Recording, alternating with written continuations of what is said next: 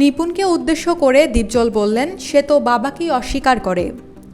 কিছুদিন আগেই অনুষ্ঠিত হয়েছিল বাংলাদেশ চলচ্চিত্র শিল্পী সমিতি 2024 থেকে 26 মেয়াদের নির্বাচন।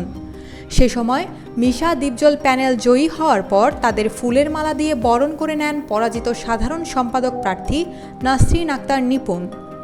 কিন্তু 2 দিন আগে হঠাৎ শিল্পী সমিতির 2024 থেকে 26 মেয়াদের সেই নির্বাচন বাতিল চেয়ে হাইকোর্টে রিট করেছেন তিনি।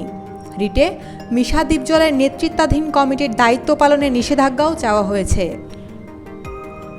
এই বিষয়ে এক সাক্ষাৎকারে চলচ্চিত্র শিল্পী সমিতির নবনির্বাচিত সাধারণ সম্পাদক মনোয়ার হোসেন দীপজলকে অশিক্ষিত বলে মন্তব্য করে নির্বাচনের আগের রাতের কারচুপির অভিযোগ আনেন নিপুণ। বিষয়টি নিয়ে ক্ষোভ প্রকাশ করে দীপজল বলেন, কেস খেলবা আসো, যেটা খেলার মন চায় সেটাই খেলো।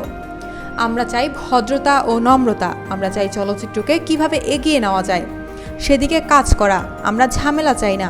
তিনি বলেন, সে তো বাবাকেই অস্বীকার করে, রক্তের সমস্যা না হলে এমন বলতে পারে না, কারণ সে যাকে দিয়ে চলচ্চিত্র চিনেছে তাকেই ভুলে গিয়েছে, অস্বীকার করছে।